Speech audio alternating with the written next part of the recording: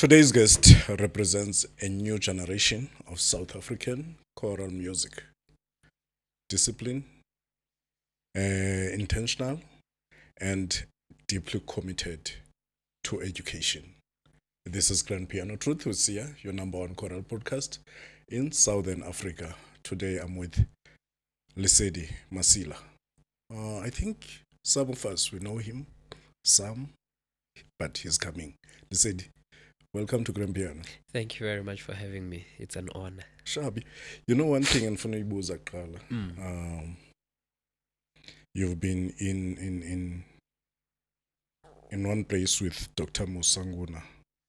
I saw some of your videos, Yes. some rehearsals there. Some of us, old as we are, we wish to have him in one room.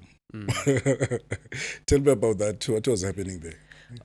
Dr. Musa, well, let me start with him as a person. He's really, Okay. really amazing. And he's a forward-thinking person who is really passionate about the African child. That is one thing I can say. And actually giving the best to the African child. So he's now the new head of department for the Wits music department, and the things that he's bringing are really ensuring that the Wits music department becomes the greatest in the country, and his vision is to have it the greatest one of the greatest in the world.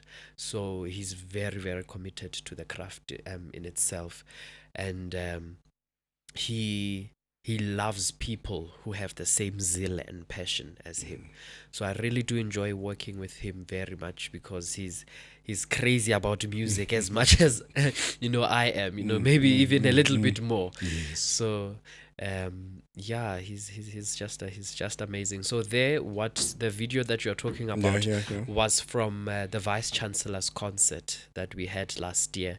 I was conducting his piece actually there. So it was part of the concert that we were having there for the Wits Vice Chancellor. And he was showing me ways around how to conduct the piece. Because he writes in a very modern way, but yet it still has great cultural identity as well. I became your follower, I think last year, following you.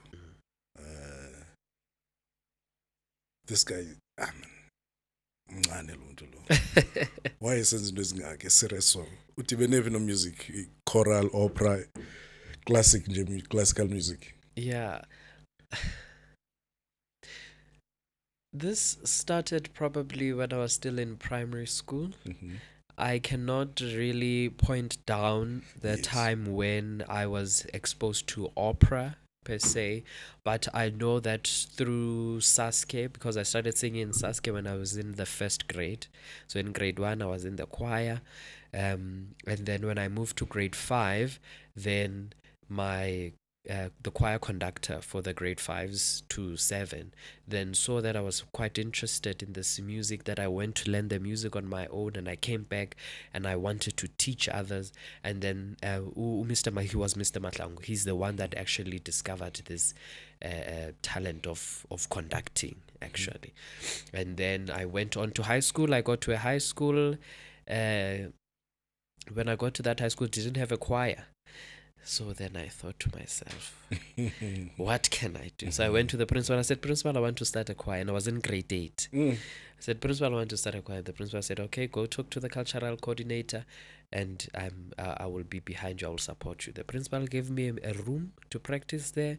I started conducting the choir. That time you can read tonic solfa. Yes, that time I could already read tonic solfa. Because of the extensive time I've already spent in choir. So from grade 1 until 7. So in grade 8 then I started conducting. So you can read and teach someone to read. And that was in grade 8. And I was conducting a choir. I was a grade 8 but conducting a choir that had grade 11s and 12s, so it was a very interesting dynamic. So I think the love actually for opera then started maybe around that time, around grade 8, because that's when the open section of Sasuke is, and that's when I was exposed. So in grade 8, I didn't do much of Sasuke. I with the choir, we just did solos individually, and then we entered Sekharuna, which is where we won actually. So it was my first time training a choir as a grade 8, and we won the whole competition until provincial. That's the highest level. And then the following year, the cultural coordinator for Johannesburg Central saw and said, "Who's training this choir?" They said, "You see that boy who's in front there? He's the one that's training the choir." And then they brought us a choir teacher to be part of the magnet in the school. Yeah. Young as you are, Lesedi, at home, backbone busy with music, but they send you at school to read. But in Ekaya, Very supportive. very supportive. Very supportive. Are they coming from a musical background also? Not at all. Yeah. Maybe artistic, yes. My mother was an actress, and she's a voiceover artist. So artistic background, yes, but musical, no. Yeah. Then you train this choir. Then there's a new teacher that coming in. Then what are you sharing with this teacher? Well, I'm grateful that the teacher that we had, Miss Joyce, who's still there as well. We were able to adapt to each other. Because you can imagine there's this young person very zealous and they want to do things and they've started this choir, and then there's a actual practitioner now that has been brought in. The power dynamics they start playing there. But it's been good. We are still working together even now closely. She's like a second mother to me now. Wow. Yeah. Studying a choir is not an easy thing, especially school choir. Banona bamameli babhizi benza lena le, but ukusame age nabo. Take me through that process, starting that choir with these people same age. Yeah. I think the support from the principal and the cultural coordinator actually helped to give me a bit of leverage, because whenever we would have rehearsals, the cultural coordinator would just come and stand there.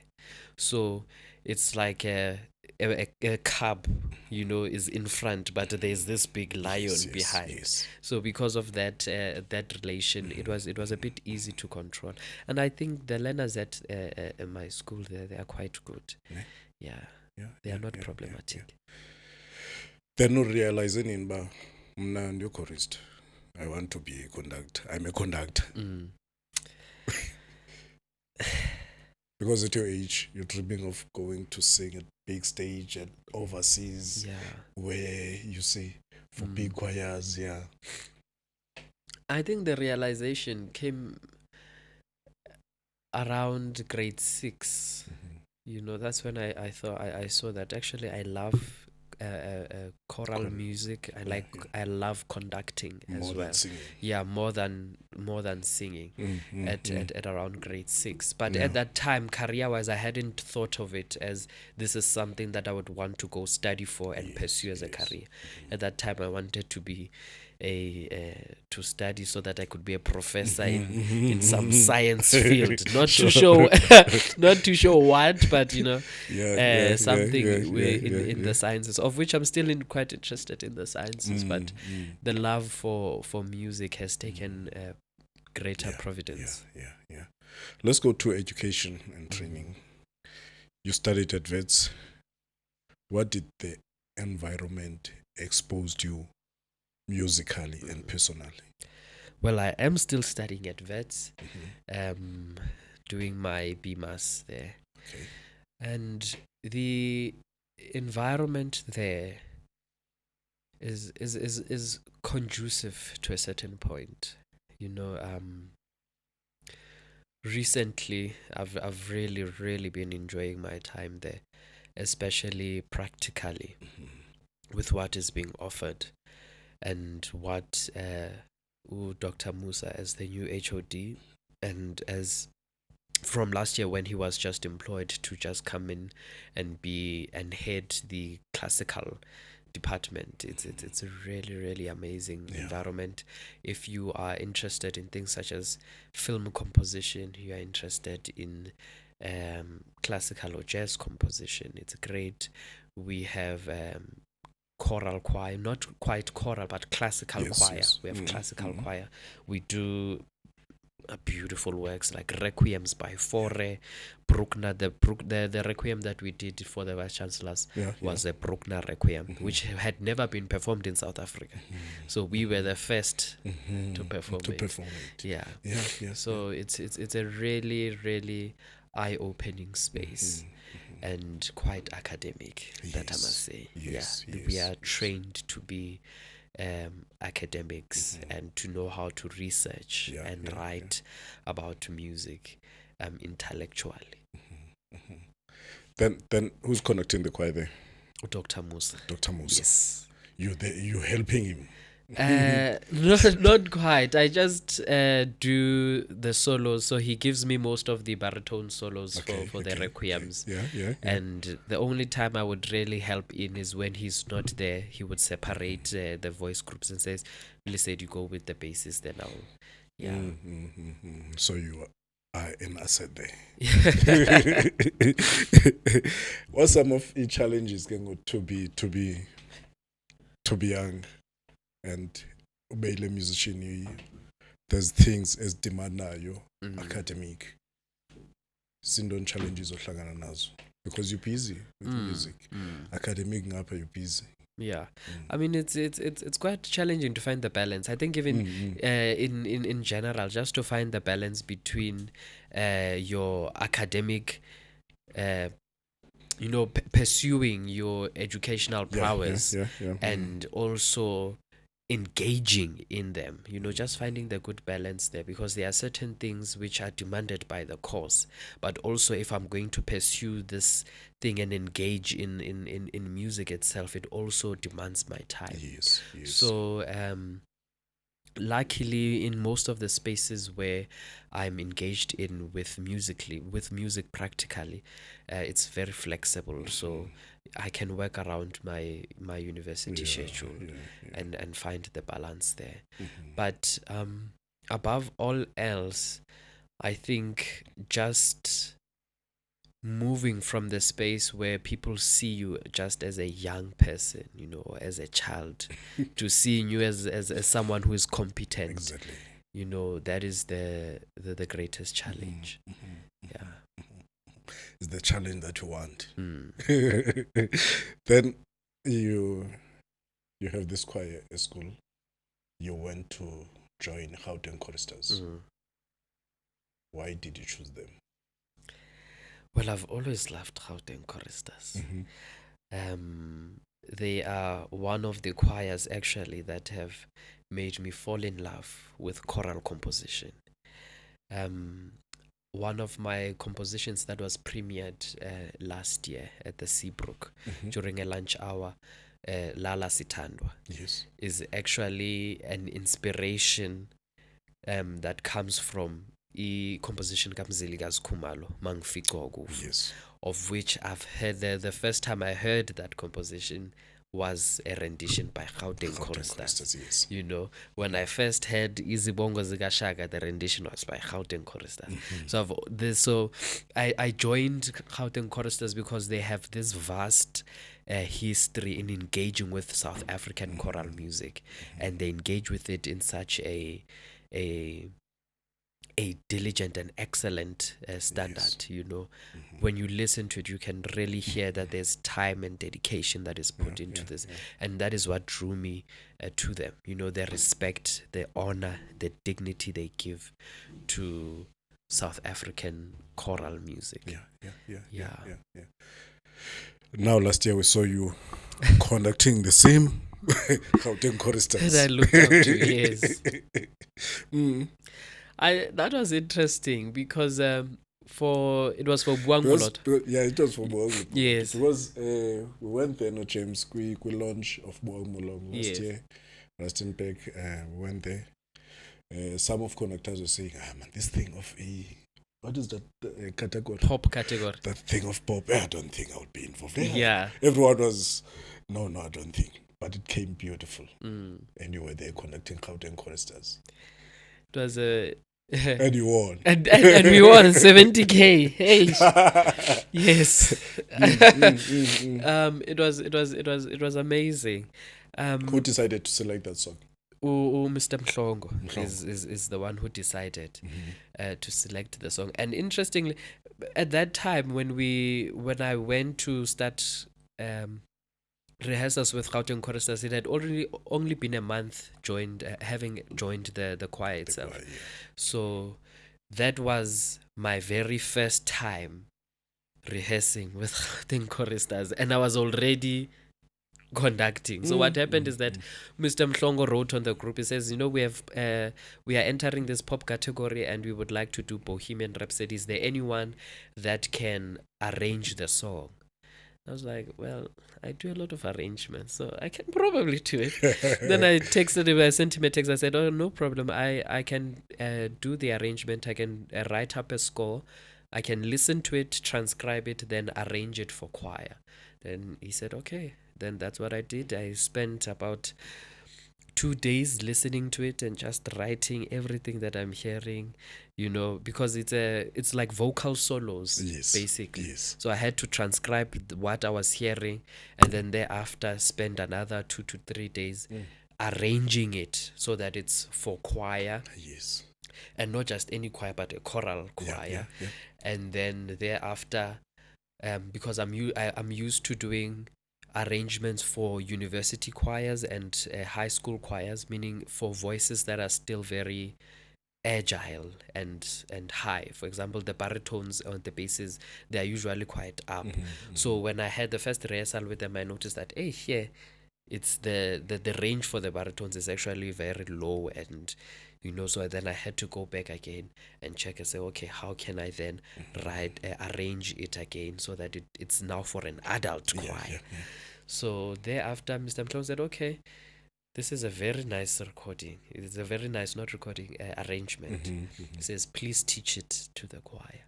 Then I taught the choir. I workshopped the song. And then he said, well, you will conduct it. So that's how it happened, Yeah, and yes, it was really amazing working with them. Also, it was a challenge for everyone, because it's something that they've never done before. Yes. People are a bit skeptical to say, oh, kodwa yintoni ke lo kule pop esiyenzayo. Yes.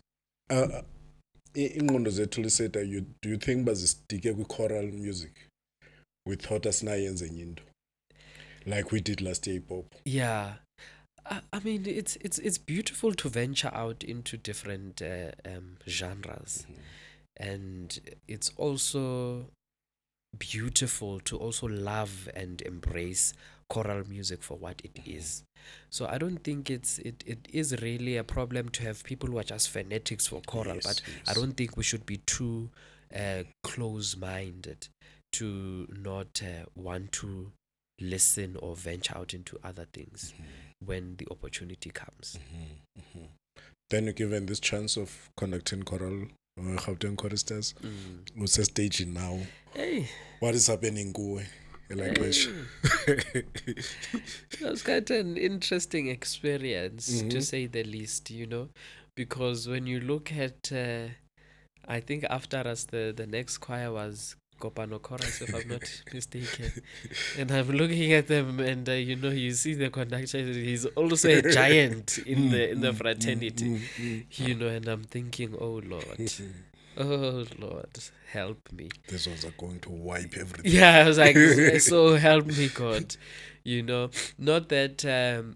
Not to undermine the work that I had done with the choir and the preparation, but also to acknowledge the musicality and the genius of other people, and to be humble enough as well to know that it could be anyone's game. It's all up to how the audience reacts to it, and who who presented the best item on that day. Yes, yes. You're working with which school now? Curtis Nkondo. Curtis Ngondo. Yeah. Where is Curtis Ngondo? It's Emden. It's in Emden. Emden. Yes. Oh, okay. Now you've got a good choir. If they are coming from Emden, I know there's a lot of postile. Yes. I mean, it's quite interesting. Communities that are that have a religious background of me, like the apostolic and Yes, and yes. Zion churches, they do produce very nice musicians. Yeah, yeah. Or choralists. So you have money support from school, from parents, from everyone around. Bomnyamana bapa. Yeah. They should come to your school. Yeah, there is the support from the school, and the principal. Of course, there's always challenges and problems that come with extramural activities. Such as getting enough time. Getting enough support from all teachers. Mawufanele ukhipha abantwana from the classes. They see it as, no, it's teaching time, it's contact time. Even if there's specific time that is set aside for extramural activities, some other teachers will still want to use that for curriculum recovery. So there are challenges, but the support is there overall. So you started there which year?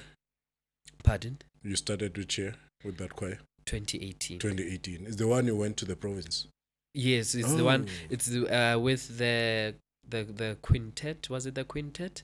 Tisha Wam went to nationals, and then since then I've been going up to provincial level. but this year, Lul. Yeah, I've been. Yeah, this year, no, this year a plan must be made. So this year, how far with music? I have done. I'm done with the solos and the ensembles. I'm also done with the African piece. I'm just thinking of doing the Western as well, because I wanted to reduce the load, because I've also decided not just to do Saskia but to also venture out into other competitions. So there is quite a lot of repertoire that I have to go through. So now there's a teacher, you said so, who's doing music. So while you're not there, she's busy. Yes, very much so. Are there any musicians around that they pop in school sometimes? No, not at all. We are a magnet school, so the musicians that we usually work with are the magnet school teachers that are there.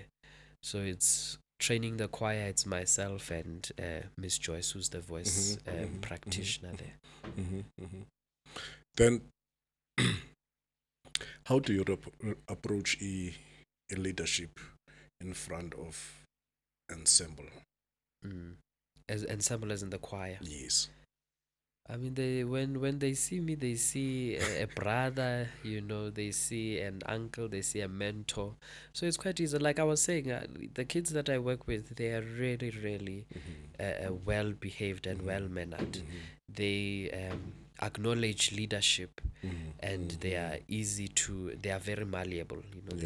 They are easy to work with. So I do not have to assert myself very much. All I have to do is just get there and know my story. And I think that's also the same thing with adult musicians, because I have a choir and an orchestra that I run from the Wits music department.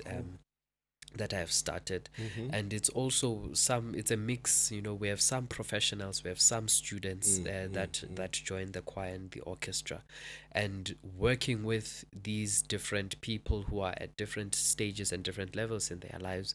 All you have to do is to know your story when you get there. So if I can't come as a conductor and not know how to conduct E68, or not know where the music is going, Yes. or not know if there is a particular way they need to play, and not know how to tell them how to execute it. So you just need to know your story as a conductor, and that assets your leadership. Let's go to choral music generally. Now you hear the industry. Yeah, there's a lot of things happening. What would you like? What would you like to see happening or changing in choral music South Africa? Thank you for saying choral music South Africa. Because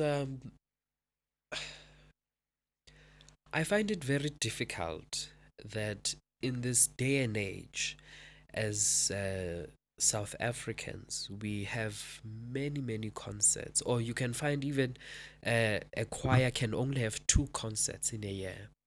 And in those 2 concerts, the main focus in the repertoire is Joseph Haydn, it's Handel, it's Mozart. And these are great composers, and they've written great. I was telling one of my friends, I was listening to Mozart's Requiem, Rex Tremendi, and I was saying, I wish I had written this piece. It's so good, So, not to say that the music that's already there, or the music of Handel and Haydn and Mozart and Bach, is not great. It is great, but there's actually more within the South African choral industry that hasn't been explored. We have many composers who cannot even get their work performed once. Exactly. And we are performing Haydn for the 100th time. There's very little, even as a conductor, that you can do to make people experience that song in a different way. You look at how many times Lacrimosa has been performed. There's very little that I can do as a conductor artistically to give you a different experience of Lacrimosa. And it has been performed and workshopped so much that you won't just find a recording of it, you will even find teaching aids, But we have our composers here who can't even get their music performed once. So what I would really appreciate is seeing a shift towards appreciating one another, or appreciating the composers that we already have, the composers that are emerging, so that we can also develop our own sound. We can develop our own style, our own characteristics, to say that there's music that has been written in this era, and because the composers were in tune and the choirs were performing their music, you can know that the music written in this era of the South African choral music industry is characterized by this. The music written in this era is characterized by this. But that's what I would like to see, our South African composers taking a greater space, coming to the fore, getting to hear more of their music. I mean, I've recently, there is a concert I'm working on in KZN. I'm thinking of Claude Mutswane. He came with 9010. He came with 9010. Claude Mutswane saying radios will play South African music 90. But it didn't work. Yeah. Do you think it will work in choral music? I think choralists love South African music. We love it. It just needs more space. It just needs to be performed more. There's beautiful music that is being written that we haven't heard, and that's why we are so fixated on things that we already know. Yeah. So I think let's just open our horizons, to actually listen to more of this other. Like I was telling you that there's the concert that I'm working on in KZN, and I'm working with Miss Wezwe Vandalamoy. Oh. And her music. And her music is amazing. And I'm thinking, how come this has never been performed? Exactly. It's so great. And I promise you, if we could actually hear it and people would perform it, everyone would love it. And by so doing, we are just creating a culture of appreciation. So I think maybe, like you're saying, that there was this 90-10 that didn't work, is that we need to cultivate a culture that appreciates South African choral music and choral composers, that is written in native languages. In the same way, there's been a culture created that appreciates Western classical music, that appreciates Western choral music, that has placed Western classical and choral music on a pedestal. It's a culture that has been created. So even with this, the question as to whether it will work or not, it will be dependent on how much of and how much enculturation we are willing to do. What are you working on in KZN? And I won't say. Stay tuned. Stay tuned to find out. Right. We saw on your socials you posting your work there. Is there any advantage for you to post your work on social media? I just think it helps it to get out there. That's one thing that's one reason I do it. I don't think if I had posted a few things on Facebook, you would know who I am. Exactly. So that's what I hope, that people would actually see what I can do, and if there is space or room for me wherever, then they would call me so that I be able to occupy. You know what I always ask lapis student about bacha. I'm always asking if we have those people who are the content creators or doesn't know banyeba promoter on social media. Do we have upper industry? Content creators in the choral industry. Yeah. The reason the booze alone because some of their work owenziwa go DJ Maporis. Bayawenza bawubeke pha bangathethi. Yeah. One of the corner will take that work. Ubeke pha bawu DJ Maporis nje. Yes. Yabo DJ Maporis uthe rights zezakhe zonke kuyini. Yes. Everyone want to see who's DJ Maporis. Let me listen to this music. Yes. Yabo? Yes. Do we have choral music abantu abanjani? I think recently we do have a number of people that are emerging, or not even influencers people, also, content creators, and influencers, but just content creators, influencers, but also initiatives that are rising, that bring certain people to light. I mean, I could say you are one of them, actually.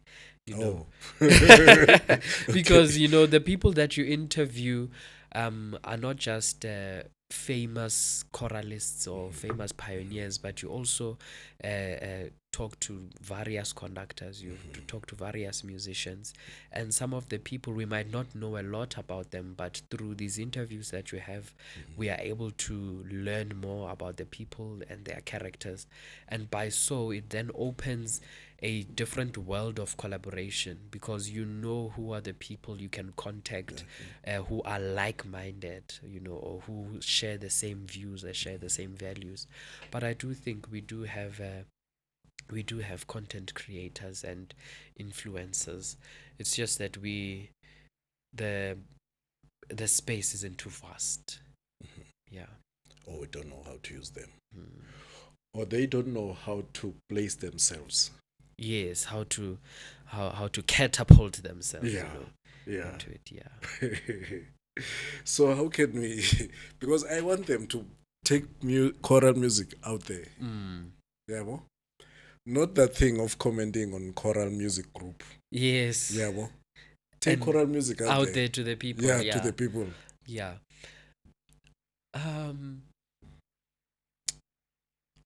I wouldn't say here. So this it's related to a bit of like your classical and more formal type of music. You look at something like your Red Bull Symphonic, which merges your classical instruments and classical style of writing with amapiano. So I think what we would need to do is to find ways in which we could make this choral music much more fashionable, and how it could appeal to a wider audience, because I do think that there is a huge audience for choral music. It's just, how do we make it accessible like all these other types of music? Yeah, not just to say, if you want this, you must only go to this page, or you must only go to this TV station. How can we make sure that everyone that loves choral music can Yes. get something when they scroll on their TikTok? You know, we have choirs. Let's go back to Lambuzo and Buzeon ba. Ndona ngayithanda ukuthi ichange choral music. Then you mentioned composers and their work. We also have choirs that don't exist 365 days. They exist, I think, 60 days. I think so, 2 months before the big competitions. Yeah, well, that 300 days, I don't know what is happening. They are dead. How can you advise on that space of choirs that are working only for 60 days? Project choirs. Yeah. I think it's quite unfortunate to have, well, not really, let me not call them project choirs, but if a choir only meets for competition basis, because I think in the fraternity, that's what we mostly have. Competitions where you have to come, you render something, and then you will get a position, and then you get a prize. There is very little things like festivals where we just come and perform music, and we listen to music, and we enjoy music, and we workshop conductors, and we just enjoy the art form itself. So what I would say is that it's quite important for choirs to have a culture, and the culture goes beyond just coming together to sing, but it goes it talks to the time that is spent with each other, the connections that are made. So what I would say is that choirs should push. I mean, of course, it costs money, to meet as well. But if there could be a culture of saying, whether there's a project or not, the choir should meet twice a month. It creates this community of people that take the art form seriously, instead of saying, we are just coming so that we can prepare for this competition, which is also something that I would also like to see change in the fraternity, where we don't just meet for competition purposes. Because I know with some of my colleagues, I know they will never call me to their choirs to assist. Why? Because the only time we meet is when we have to compete for a prize, to go to nationals. That's the only time. So they cannot call me to come to their choirs, and I cannot call them to come to mine, because we see each other as competitors, instead of collaborators in the art form.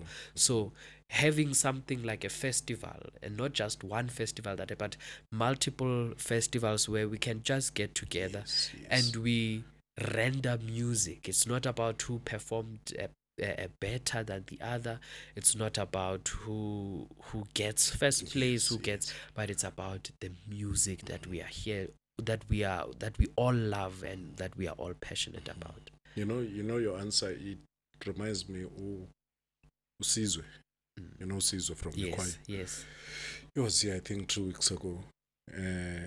I was asking to him if choirs are open for choristers to pitch their businesses and get help from the choir. He said yes, but people are quiet with their things. Yeah. So the reason sometimes he'll show you, we meet only that time to prepare a competition. For competition purposes. Choirs like GC, they meet maybe 4 times, then go to competition. So there's no time to, hey guys, I have a business like this, I'm selling this and this. There's no time for that. So you're right. At least meet once or 2 times. Twice a month. It also creates a culture, because I know that some of you might find that even in choirs, attendance becomes a problem, because people are not enculturated to come to rehearsals. Because we only meet when it's time for competitions. Another thing you wish to see changing? I don't know. I think they just keep on coming as we are talking, but it will be just these 2 things: to have more South African compositions being played or being performed by choirs and orchestras and ensembles, and to have more choral festivals that are non-competitive. Yes.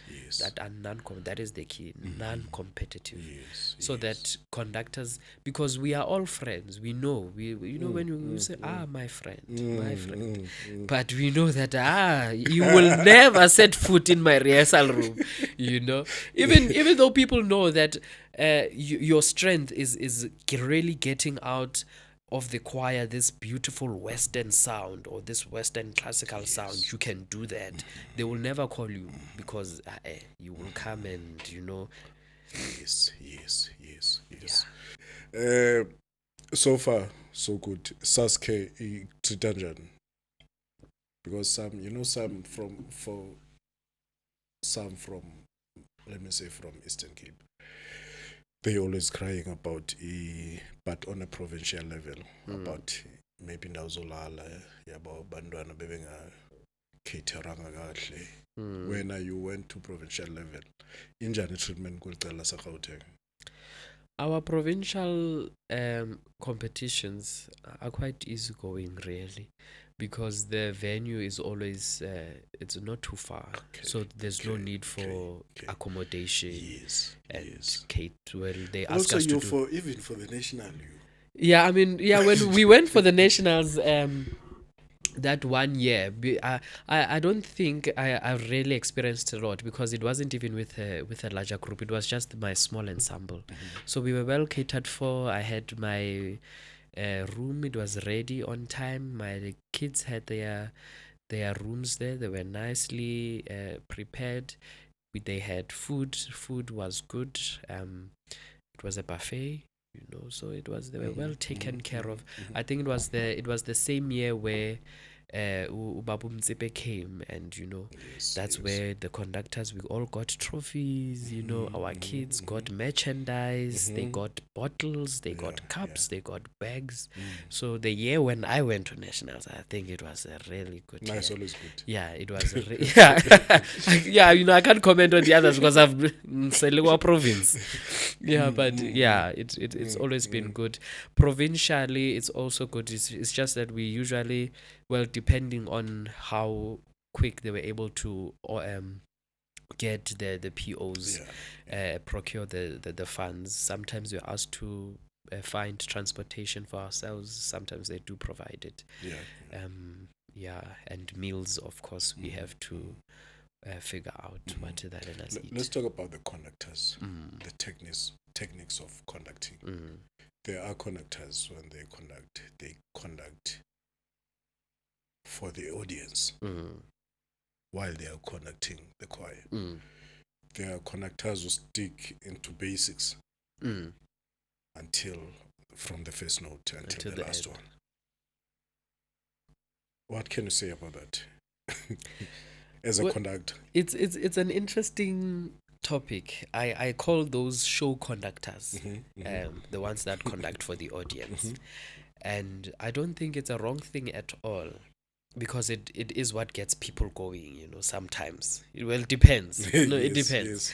There are some people, when they see that, or rather, the general audience, people who are not really fanatics of music, and they are really strict on this is how a conductor should be. You should show the choir entries. You should actually, the conductor is not just waving your hands, and then you have those people who are just here enjoying the music. They're like, hey, Monilo conductor on energy. So it really does depend. We do have those show conductors, and to some certain extent, I also respect them, because in order for you to be able to do whatever in front of the choir, it means you must have really trained them well. You must have really, if you're gonna come and wave your hands everywhere and jump up and down, and the choir actually does something proper, it means you must have really trained them during rehearsal, that don't jump with me. That whatever you do, it doesn't really phase them, or it really doesn't affect the rendition, of the performance. I think the only time it becomes a problem is if the conducting itself affects the performance in a negative way. then I would say it's a problem. Other than that, if you are a show conductor, do it and people love it. There are some great people that I personally think that they are show conductors. I won't say who. Audience. And audiences love them. And people are Exactly. just like, oh, he's so great. Have you seen him? Oh, he's amazing. And you're There's like, young conductors that are doing the same now. yeah, that are following. Yeah. I mean, if you can train your choir well enough, that's great. I know a situation, Kasidul. I was laughing talking to my friend. He was saying, Zuko, I think that chair must move. Sidwell must try to be strong that 20 minutes on stage. That chair must move because they are too influential. Because you'll see now young conductors asking for chairs. For chairs to sit down, yes. Yeah, they'll also not understanding why he's conducting while seated. Yeah. Exactly. So I'm saying they are multiplying those ones. Yeah. So I think it's always great. Sometimes, I mean, even myself, sometimes, I become a show conductor, but at times I have to. Well, it actually depends on how well I've trained the choir or the orchestra. I know most of the time when I'm dealing with choir and orchestra, because you don't really have a lot of time to work with orchestra or both choir and orchestra. So you really have to be on point with your conducting. You can't just wave your hands every other. People will ask, where's the one? They'll be asking, where's the one? Where's the one? They want to see your one. They want. So yeah. So how do you define your success beyond titles and recognition? I think first and foremost, I must say that it's by the grace of God. It's nothing that happens by my might or power, but it is by divine enablement. Yes. And a strong dedication to the cause and to the call. If you are diligent with what God has trusted you with, He gives you more. And I think that is what characterizes my journey as a musician. And I think some of the things that I've done and some of the things that I aspire to do, I look at them and I think, well, this is a mammoth task. I don't know how I thought I would be able to do it.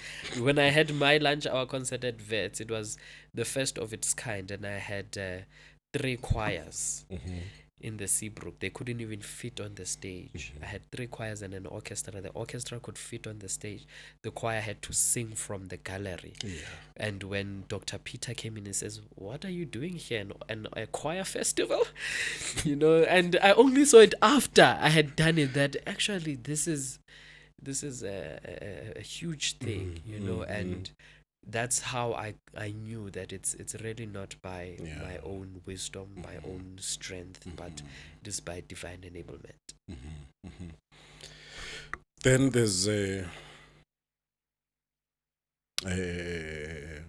upcoming choral music in Daba. What would you like the organizing to touch on concerning choral South Africa? And I think everything's there. Composers, your Samro, everyone is there. If people could be inducted into these things, how do rights work? How do I register my music with Samro? What is the difference between Samro and Sampra? What do they deal with, these 2 different entities? How do we make sure that when your music is performed, if it is performed for profit, what percentage do you get? How do you deal with that? Is it something that you do yourself, or is it something that they are in charge of?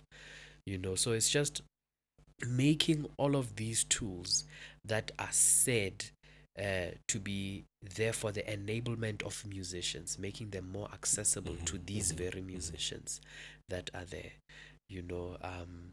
Just looking as to how can we place our own music at the fore we've seen last year, even in Saskia, we had a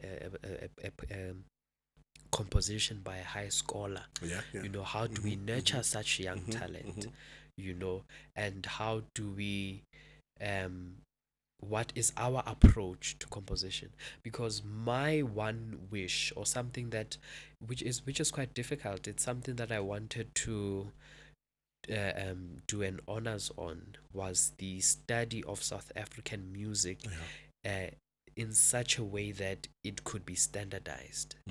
And what I mean by that is that in the same way we are able to teach Western classical music or Western classical theory, we are able to teach South African choral theory. To say that how did these people write, specifically if we are talking about Zulu choral music, what is it that characterizes that type of music that can be reproduced to always present music that is at a high standard? And of course, people have different opinions, and even myself, I have contrasting opinions as to, is it always good to recreate something that has already been done before, or is it should we be moving into a broader space, because music is also evolving, you know. We are getting music that is atonal. Is it something that we should be looking at rather than trying to recreate what has already been done? Yes. Yeah. And I think perhaps one of the greatest discoveries is not or um, the greatest knowledge is not the discovery, or is not learning something, but is returning to oneself. Perhaps that is the greatest knowledge. How can we return to those that have went before us, so that we learn their ways and study them as much as we study Western classical? Have you have you went out to those big guys and sit them down and ask whatever you want to ask? Like the Yes. guys like Sidwell, your other choir conductors. Yeah, you know them. Yeah, I mean, most of the choir conductors and the musicians, especially within the fraternity, they are very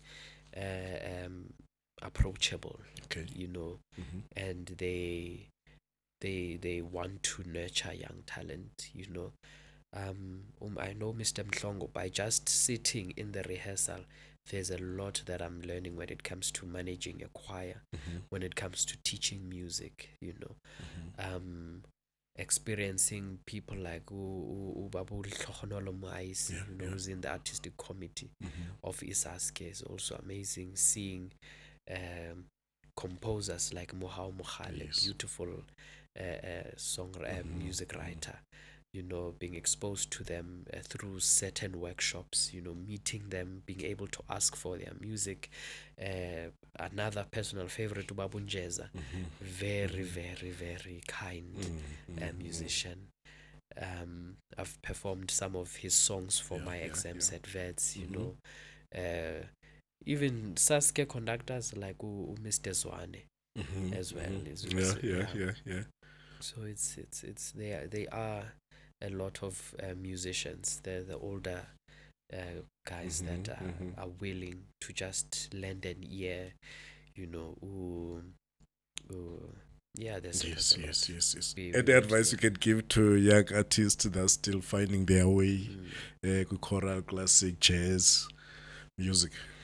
I think my advice would be, in as much as you are young and energetic and you feel like you are on top of the world and the world is your oyster, and you are at the pinnacle of your educational endeavors, and you know so much and you have all this energy, despite not the wisdom that comes from people who have the experience. Yes. You know, because you have the knowledge, it's fresh, you have the ideas, they are fresh, but there are those that have the experience. And having both is really what sets you apart. Exactly. So if you can learn to use this knowledge that you have, this energy, this zeal, while also getting influence from those that have experience, I think you stand a chance to place yourself or position yourself for success. So if you say, no, I am this young person that can do this and this, and you undermine those that have went before you, somewhere somehow you are setting yourself up for failure. Ne? That's it. Before we go, can we take one paper here? Okay. Then you will read it and answer it for us.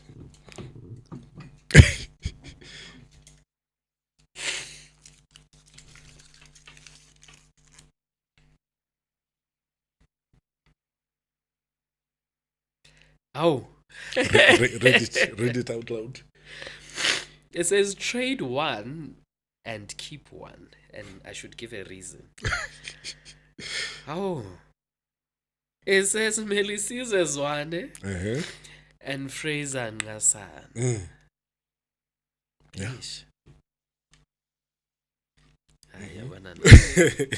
It's problematic. What an interesting one. And it shows that he's a conductor and it shows conductors. Conductors, yeah. Eish.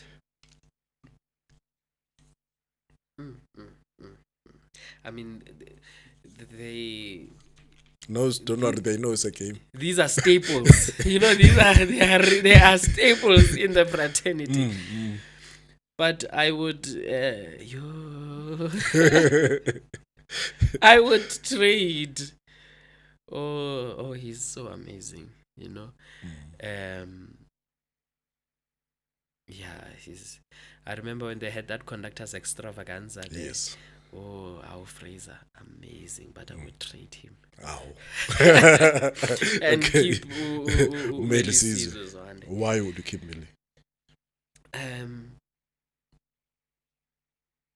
I think the work that he has done with the choir, it's really, really amazing. And I think I really love his, because he also does composition. Yes. Also conducting. So I think maybe it's that bias. I love composition and conducting. So I'll choose another person who does composition also. I love his works.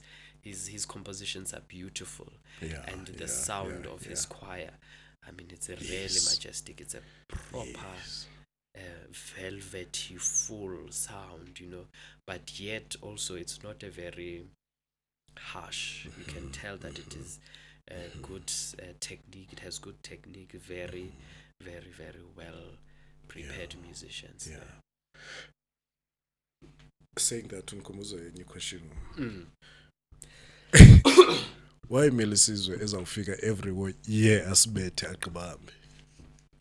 Where can we improve? I think we should ask him. I think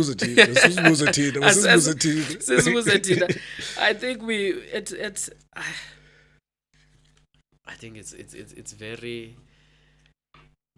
It's the same question even in Saskia. Why does this one school always come every year? And they whatever category they are in, we know, that position one is going to that school, But it also talks to a particular discipline, and like I was talking about culture.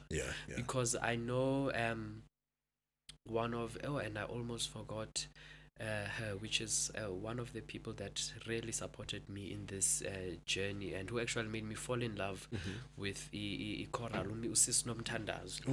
Oh wow. I remember the first time I went to a conductor's workshop. Oh, and I was like, how? I was talking to her, and you're the third person this year mentioning Nomtandazo. I think we must call her. She's amazing.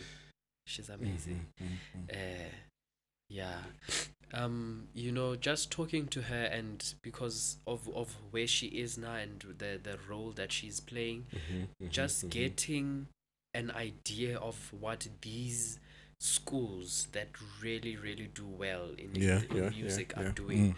You know that it is characterized by time that is invested in the craft, and is also characterized by a great discipline, because they do say that their conductor is very strict. So it means that music there is taken very seriously. Yes. And it's even a greater benefit when the conductor is directly linked to the decision making of the school and or the stakeholders, because it puts them at a position where when it comes to time for choir, comes to time for extramurals, it's there, it's set, it's non-negotiable. So I think even with adult choirs, I don't know about them, how their rehearsal schedule is, but by the material they produce, you can tell that it's not something they did over 12 rehearsals.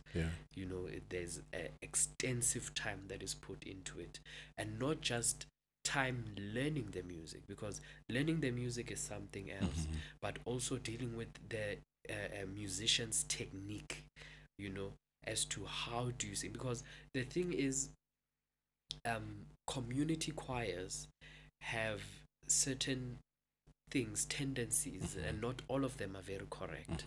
We have certain ideas as to how should a choir sound, and trying to push that sound, sometimes we teach people wrong techniques, we teach people wrong ways of singing, which becomes a problem, because I can't say, for example, as a high school choir, I want my high school choir to sound like Yvonne. You understand? And then I get to Abantwana and say, no, you must. You can't. It's these are kids. So getting a basic understanding of how do you deal with high school voices, how do you deal with adult voices, how do you then make them lose their old tendencies or their old habits, which are not really good for the production of music and sound. I feel like in local choirs, community choirs, we don't have that time, because I think to identify your choristers or your musicians, at least you must know each and everyone their voice. Then you know where to fix. Now we're fixing one problem, different problems in one. Yeah. You see? I think the issue of time, especially if it's a community choir, community choirs should meet as often as they can, because assuming that from the word community, it means that it's people who are around the area. So if you can meet weekly, let's do that. If you can meet twice a week, let's do that. That gives you enough time, not just to meet to prepare music, but to meet to make music. I think there's a difference. When we meet to make music, that's when we can focus on the delicate parts of music making, rather than meeting to prepare a song, because we'll just make sure that you know how to sing the song, which is why as well people will be in choir for this many years and they will live not knowing how to read music, because these are skills that we do not hone in choirs. Why? Because we are always preparing music. We are teaching people songs. We are not teaching people music. Yeah, music is not only about performance. It's about legacy, education, and impact. Lesedi, thank you very much for your time, bro. Thank you very much. Difunde something namhlanje. Really Grand Piano Truth. Sharp.